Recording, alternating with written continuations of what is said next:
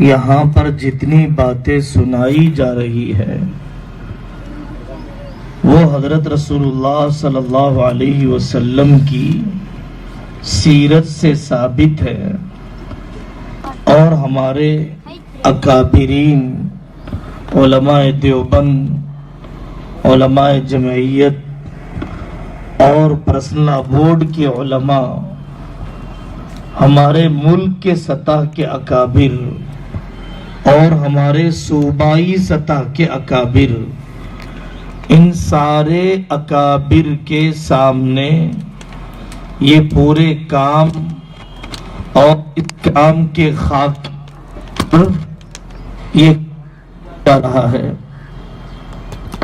اس لیے مکمل ہمیں دلی انشراح ہونا چاہیے اور دلی اطمینان رہنا چاہیے۔ اور یہاں تو علماء کرام کی بہت بڑی تعداد بیٹھی ہوئی ہے جنہوں نے حضرت رسول اللہ صلی اللہ علیہ وسلم کی سیرت کو جامعیت کے ساتھ پڑھا ہے۔ انہیں اچھی طرح اندازہ ہے کہ تعلیمی میدان، سماجی میدان اور اسی طریقے سے کھیل کود کا میدان، عقیدوں کی حفاظت کا میدان، یہ وہ سارے کام ہیں جو حضرت رسول اللہ صلی اللہ علیہ وسلم نے اپنے زمانے میں کیے ہیں۔ ہمارا ذہن بالکل صاف رہنا چاہیے کہ دین کے سارے کام ایک دوسرے کے مددگار ہیں، ایک دوسرے کے معاون ہیں، ایک دوسرے کے مقابل نہیں ہیں۔ جیسے ہاتھ پیر ایک دوسرے کی مدد کرتے ہیں، جیسے کارپینٹر اور مستری ایک دوسرے کی مدد کر رہے ہیں پورے گھر کی عمارت کو کھڑی کرنے کے لیے، اسی طریقے سے دین کے سارے کام ایک دوسرے کے معاون ہیں، ایک دوسرے کے مقابل نہیں ہیں۔ حضرت ہردوئی رحمت اللہ علیہ کا مشہور ملفوظ ہے کہ دو آدمی جنازہ اٹھا رہے تھے اور دو آدمی آ گئے تو ان کا شکریہ ادا کیا جاتا ہے کہ اچھا کیا آپ نے کہ جنازہ اٹھانے میں ہماری مدد کر دی۔ اسی طریقے سے تبلیغ نے دین کا جنازہ اٹھایا، مدرسوں نے دین کا جنازہ اٹھایا، مکاتب نے دین کا جنازہ اٹھایا، ختم نبوت نے دین کا جنازہ اٹھایا، اور اسی طریقے سے مسلمانوں میں دعوت کا کام کرنے والوں نے دین کا جنازہ اٹھایا، غیر سودی ادارہ، انٹرسٹ فری ادارہ قائم کرنے والوں نے دین کا جنازہ اٹھایا۔ یہ سب دین کا جنازہ اٹھانے میں ایک دوسرے کی مدد کر رہے ہیں، ایک دوسرے کو اپنے اوپر احسان کرنے والا سمجھتے ہیں۔ اس وجہ سے ایک دوسرے کی قدر ہمارے پاس ہونا چاہیے۔ حضرت ہردوئی رحمت اللہ علیہ فرماتے تھے دین کے سارے کام نافع تو ہیں، کافی نہیں ہے۔ دین کے سارے کام نافع تو ہیں، کافی نہیں ہے، اور بہت سے کام کرنے کی ضرورت ہے۔ حالات اور زمانہ بہت سے کام اور اس کے تقاضوں کو، اس کی ضرورتوں کو سمجھاتے رہتا ہے اور علماء اس کو بتلاتے رہتے ہیں۔ یہ بڑی بات ہے کہ ہر زمانے میں کچھ ترجیحی کام ہوتے ہیں، کچھ زمانے میں ترجیحی کام ہوتے ہیں۔ اپنے روایتی کاموں کے ساتھ وہ ترجیحی کام کرنا پڑتا ہے، اپنے انفرادی کاموں کے ساتھ اجتماعی کام بھی ہمیں کرنا پڑتا ہے۔ ہمارے روایتی کام کیا ہے؟ مکتب چلا رہے ہیں آپ، امامت کر رہے ہیں آپ، مؤذنی کر رہے ہیں آپ، اسکول چلا رہے ہیں آپ، ضرور چلائیے، اپنے ان انفرادی کاموں کے ساتھ اجتماعی کام بھی کیجئے، ملی کام بھی کیجئے۔ ملی کام کیا کرنا ہے؟ آپ کو بتلایا گیا تعلیم میں ترقی کیسے ہو، ڈاکومنٹس درست کیسے ہو۔ آج کل ترکی کے لیے زلزلے سے متاثر لوگوں کے لیے امداد جمع کر کے بھیجی جا رہی ہے۔ کل رات میں مننے گوڑا نامی ایک علاقے میں تھا، وقار آباد کے قریب۔ دوستوں نے بتلایا کہ ہم نے ساری دکانوں پر صرف 1 گھنٹے کا چکر لگایا، 1.25 لاکھ روپے کی رقم جمع ہو گئی ترکی بھیجنے کے لیے۔ غیر مسلم بھائیوں نے تعاون پیش کیا۔ کل ہم جمعہ میں گئے تو جمعہ کے بیان سے پہلے ایک دوست نے آ کر کہا کہ مادھا پور پر ترکی ایمبیسی ہے، وہاں پر جو لوگ کپڑے لا کر دے رہے ہیں، سامان لا کر دے رہے ہیں ترکی پہنچانے کے لیے، اس کی صفائی اور اس کی چھٹائی کرنے میں غیر مسلم لڑکے کام کر رہے ہیں، غیر مسلم لڑکیاں کام کر رہی ہیں۔ تو اپنے انفرادی کاموں کے ساتھ اجتماعی کام، اپنے روایتی کاموں کے ساتھ اپنے ترجیحی کام ہمیں کرنا چاہیے۔ حضرت رسول اللہ صلی اللہ علیہ وسلم نے فرمایا من لم یہتم بامور المسلمین فلیس منا، جس کو مسلمانوں کے اجتماعی مسائل میں دلچسپی نہ ہو وہ مسلمان کہلائے جانے کے قابل نہیں ہے۔ ہم پیٹ بھر کھا لیں، پڑوسی نہ کھائے، وہ کامل مسلمان نہیں ہے۔ تو کھانے سے زیادہ، روٹی سے زیادہ وہ سارے مسائل ہیں جو آپ کو سنائے جا رہے ہیں۔ دیکھیے جتنے کام بتلائے گئے، ماشاءاللہ بہت سے کام وہ ہیں جو آپ کر رہے ہیں،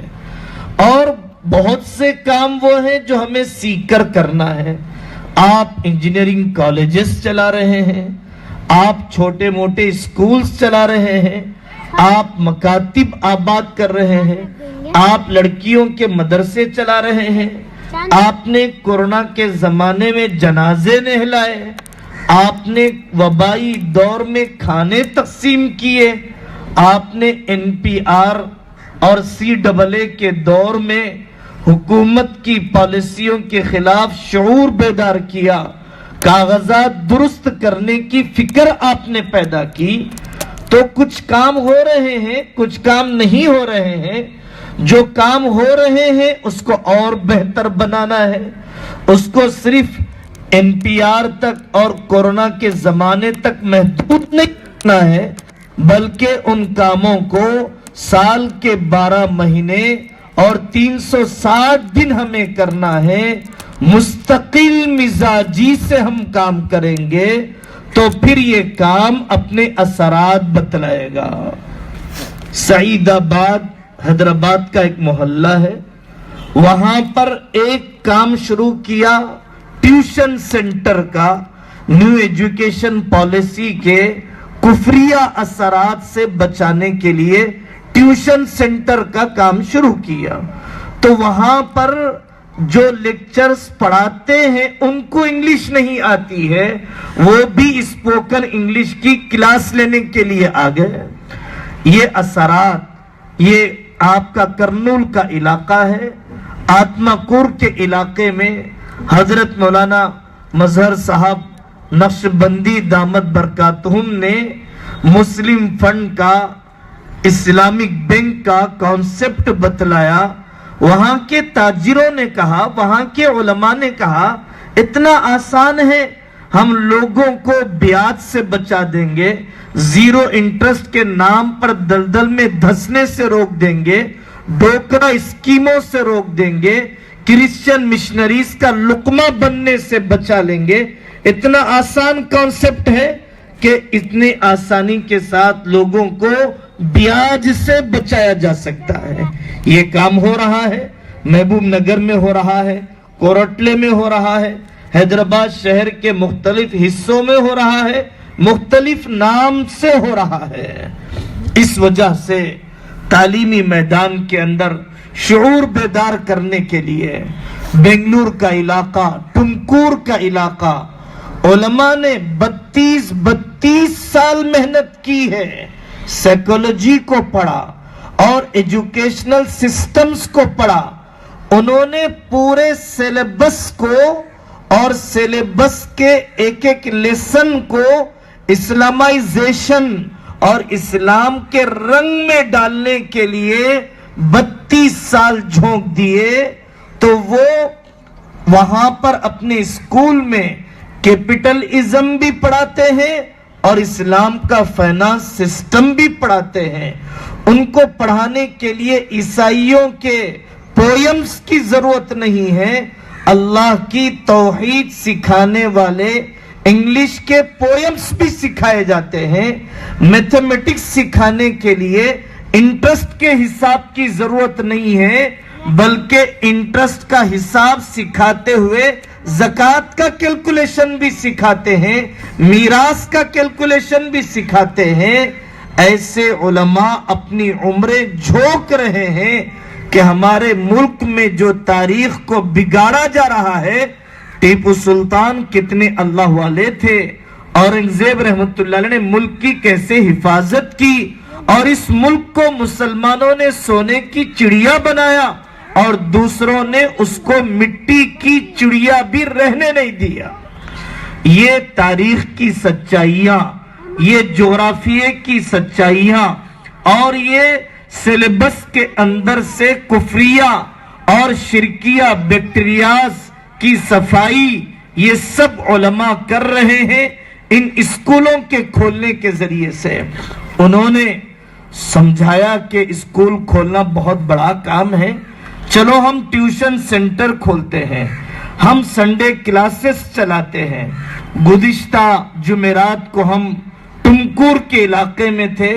وہاں پر انہوں نے ایک علاقے کا سروے کیا، 2000 کی بستی ہے، اور سروے کرنے کے بعد نشے میں، گانجے میں، افیون میں، شراب میں، جوئے میں مبتلا نوجوانوں کو لے کر کوئی دین کی بات کیے بغیر علماء نے اسپورٹس کے میدان میں ان کو لایا اور فٹ بال کے کھلاڑی بنائے اور اسٹیٹ لیول تک ان نوجوانوں کو پہنچایا۔ ایسی تنظیمیں بنی، وہ نوجوان رمضان کا اعتکاف کرنے والے بنے، وہ رمضان 3 دن کی، وہ نوجوان 3 دن کی جماعتوں میں جانے والے بنے۔ علماء نے اس حکمت عملی کو اپنایا۔ کھیل کے میدان میں آمبور کے علاقے میں ایک مولانا عبد الرحمن صاحب ہیں، عجیب بلند ہمتی کا کام کیا۔ مدرسہ بچوں کے لیے کھولا جاتا ہے، عورتوں کے لیے کھولا جاتا ہے، جوانوں کے لیے کھولا جاتا ہے۔ انہوں نے مدرسہ کھولا شرابیوں کے لیے کہ جو لوگ بری لت میں پھنس چکے ہیں ان کو اپنے مدرسے میں لایا جاتا ہے، 40 دن کے لیے، 4 مہینے کے لیے دوائیں دی جاتی ہے، دعا درود کیا جاتا ہے، دین کی محنتیں سکھائی جاتی ہے، بری عادت سے ان کو نکالا جاتا ہے۔ ریہیبلیشن سینٹرز عیسائیوں نے قائم کیے، دوسری قوموں نے قائم کیے، وہاں پر شراب کی عادت چھوٹے نہ چھوٹے لیکن وہ عیسائی بن جائے، پوجا کرنے والا بن جائے گا، لیکن علماء اور ہم ان کے مددگار بن کر کرنے کا کام نشے کے رواج کو تھامنے کے لیے اور نشے کی گندی لت کو اپنی نوجوان نسل سے ختم کرنے سے ہیں۔ اگر ہم اپنے خول سے نکلیں گے،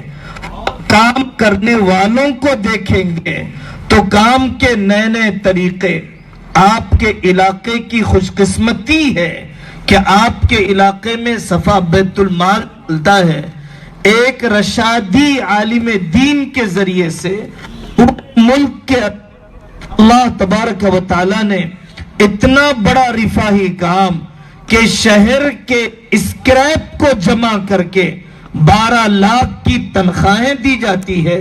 کمپنیوں کا بچا ہوا کھانا پیک کر کے مختلف علاقوں کے اندر تقسیم کیا جاتا ہے، اسی صفحہ بیت المال کے ذریعے سے نہ جانے کتنے لوگوں کو وظیفے دیے جاتے ہیں، ہوم میڈ اسکیمات انہیں بتلائی جاتی ہے کہ آپ گھر میں رہتے ہوئے کیسے کام کر سکتی ہے۔ بالغات کے مکاتب 70-80 کی تعداد میں گھروں میں بغیر کسی عمارت کے، بغیر بڑے اسٹرکچر کے عورتوں کے مکاتب ارتداد کو روکنے کے لیے، غیر مسلموں کے ساتھ بھاگنے کے واقعات کو تھامنے کے لیے جنازہ نہلانے کا طریقہ سکھایا جاتا ہے، رمضان سے پہلے روزے زکوٰۃ کے مسائل بتائے جاتے ہیں، ان ماؤں بہنوں کے ذریعے سے قرآن کی تجوید کو مزید پختہ کیا جاتا ہے، نکاح طلاق کے سلسلے میں کونسلنگ کی جاتی ہے، شادی سے پہلے شادی کی زندگی ان عورتوں کے مکاتب میں بتلائی جاتی ہے، اور علماء علاقوں میں پھر کر، چکن کی دکانوں میں جا کر اور گوشت کی دکانوں میں جا کر حلال ذبیحہ کے مسائل بتلاتے ہیں کہ کون سا پارٹ کھانا جائز ہے، کون سا پارٹ اور عضو کھانا حرام ہے، ذبح کرنے کا کون سا طریقہ اسلامی ہے اور کون سا طریقہ ذبح کرنے کا غلط ہے کہ جس کی وجہ سے ہم حرام کما رہے ہیں اور مسلمانوں کو بھی حرام کھلا رہے ہیں۔ تو میرے عزیزوں، یہ بہت سے کام ہیں جو کام کرنے سے ہوں گے، بوجھ اٹھانے سے ہوں گے، مشین کا ہر پرزہ اہم ہے، اسٹیئرنگ کو اپنا کام کرنا پڑے گا، ٹائر کو اپنا کام کرنا پڑے گا، انجن کو اپنا کام کرنا پڑے گا، اسی طریقے سے علماء کو اپنا کام کرنا ہوگا، ڈونرز اور مخیرین کو اپنا کام کرنا ہوگا، نوجوانوں کو اپنی ذمہ داری پوری کرنا پڑے گا، عورتوں کو دعا درود اور گھر کی چہار دیواری میں ان کو اپنا کام پورا کرنا ہوگا، تبھی جا کر پوری مشنری اپنا اثر بتلائے گی، تبھی جا کر پورا دین اور پورے دین کے کام ہماری نگاہوں کے سامنے نظر آئیں گے۔ اللہ تعالی ہم سب کو اجتماعیت کے ساتھ دین کے سارے کاموں میں اپنی صلاحیت، اپنے علاقے کے تقاضے، اپنے علماء کے مشوروں کے ساتھ اللہ تعالیٰ کرنے کی توفیق عطا فرمائے۔ اب اس کے بعد